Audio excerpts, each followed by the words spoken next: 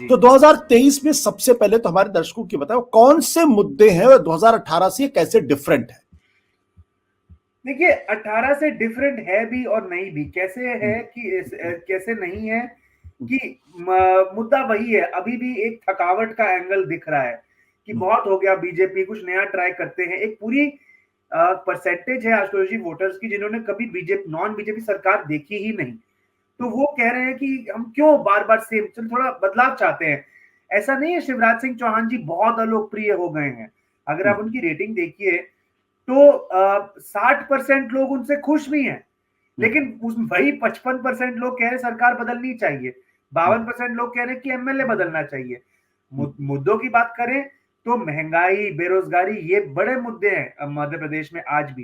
Corruption को लेके youth में कहीं ना कहीं एनेक्डोटली हमें दिखता है एक कहीं ना कहीं थोड़ी सी नाराजगी है, लेकिन जो मेजर फैक्टर है वो है फटीग। और वहीं साथ साथ मुझे ये नहीं दिखता कि कांग्रेस एक बहुत वाइब्रेंट कैंपेन चला रही है, वो भी इस एंटी इनकम्बेंसी पे ही रिलाय कर रही है कि लोग थक गए हैं, हमें ही वोट देंगे। तो कहीं और प्लस दोनों पार्टियों में इस समय गैप बहुत कम रह गया आइडियोलॉजिकली। दोनों ही हिंदुत्व की बात, अब कमलनाथ जी के बारे में अगर हम बात करें, उन्होंने हिंदुत्व को बिल्कुल को ऑप्ट कर लिया है इस समय। तो दोनों पार्टी सेम बातें कर रही हैं, सेम वेलफेयरिज्म। अभी आपने देखा होगा कि लाडली बहना योजना सक्सेसफुल चल रही है मध्य प्रदेश में। ये बात जरूर है कि जो चुनाव मध्य प्रदेश का कांग्रेस की तरफ कुछ समय पहले एक तरफा जाता हुआ दिख रहा था, आज की तारीख में थोड़ा क्लोज दिख रहा है। हालांकि एज अभी भी कांग्रेस को ही है, लेकिन वो क्लोज दिख रहा है। अब देखिए चुनाव जब रिजल्ट आएगा तो हो सकता है वो एक तरफा रिजल्ट ही आए, वन वे और दी अदर, लेकिन आज क्लोज दिखता है विद एज टू कांग्रेस, क्योंकि वो जो थकावट है लोकल एमएलए से, सरकार से, सेम तंत्र बार बार चल रहा है कि चलो नया चांस देते हैं, वो कहीं ना कहीं एक बड़ी चीज है। बीजेपी का संगठन उसकी स्ट्रेंथ है, कांग्रेस नाराजगी पर बैंक कर रही है, लेकिन बीजेपी ने जो ये पिछले आखिरी कुछ महीनों में लाडली बहना योजना निकाली है उससे उनको फायदा हुआ है। बीजेपी ने एक चीज ये करी कि उन्होंने शुरुआत में कोशिश करी कि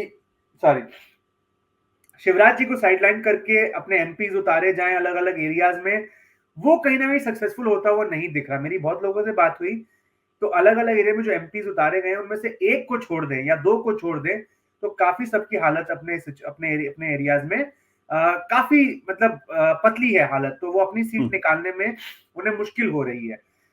तो अभी शिवराज जी को ही आगे कर दिया है, तो अभी उनके नेतृत्व में ही चुनाव लड़ा जा रहा है। देखते हैं क्या होता है, बट बीजेपी की स्ट्रेटेजी काफी ऑफ ऑन रही।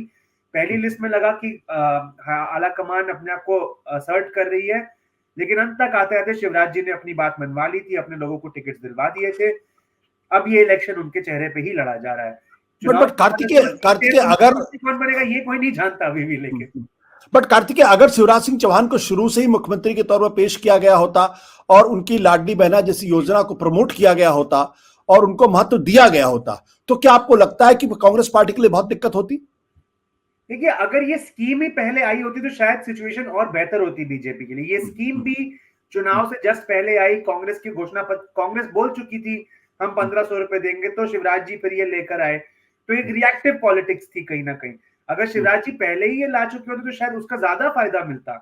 और आज की तारीख में वो लोग भी ये भी कह रहे हैं कि देखिए हमें आ रहा है, लेकिन ये तो हमें कांग्रेस भी देती, उसमें कोई नया नहीं। लेकिन कुछ ऐसे भी लोग हैं जो कह रहे हैं भाई आ रहा है तो हमें इनको वोट भी देना चाहिए। तो ये कहीं ना कहीं एक खींचतान है। अगर हम कांग्रेस की बात करें, मैं वही कह रहा हूं कांग्रेस जैसा चुनाव बना सकती थी, मुझे लोग फील्ड से ये कह रहे हैं कि वो चुनाव ऐसा बना नहीं पाई अंततः। उनको थोड़ी शायद या तो ओवर कॉन्फिडेंट हो गए या लगा कि अब कैंपेन में एक पॉइंट का जल्दी पीक कर गए, ये भी हो सकता है। बट ये जरूर है कि ज्योतिरादित्य जी के जाने का उनको नुकसान नहीं फायदा हो रहा है, क्योंकि ग्वालियर चंबल में बीजेपी के रैंक एंड फाइल में काफी रिजेंटमेंट है। और अगर आप हमारा भी ट्रैकर देखें तो वहां पे वो अच्छा कर रही है कांग्रेस, 34 में भी 26 से 28 सीटें लाने की उनकी एक्सपेक्टेशन है। लेकिन कांग्रेस को एज है, बट इससे शायद बेहतर हो सकता था अगर एक एक्टिव ज्यादा अच्छा कैंपेन वो अंत में आते आते लड़ते। बट अभी जो हमने लास्ट पोल किया, बट ये पोल में भी एक चीज मैं बोलूंगा कि लास्ट जो ट्रैकर आया उसके बाद ये बागी कैंडिडेट्स, नामांकन, छोटी छोटी पार्टियां, ये सब फैक्टर्स आते हैं, तो उनका भी इन्फ्लुएंस होता है।